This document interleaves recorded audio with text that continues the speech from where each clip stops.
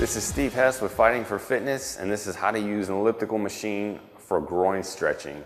What you're going to do here is you want to take longer strides with the elliptical machine and feel the sensitivity between your leg width and pushing with your heels in the forefront of your foot.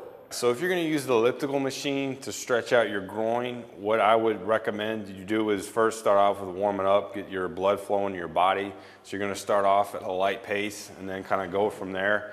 And if you want to get a good stretch, all I'm going to do is I'm going to really focus on pushing down hard with my feet, my heels, and I'm going to kind of sit back in my butt more instead of being upright. I'm going to sit down and I'm going to really push and accentuate that stride. And I'm going to feel it like, again, I'm going to push on my heels and my feet. And you just want to work on using little arm, don't use a lot of arm pressure. I'm just going smooth, slow strides here, and I'm really sitting down, opening up, feeling it in my butt, and opening up my hips. And this is Steve Hess with Fighting for Fitness, and this is how to use the elliptical machine for groin stretching.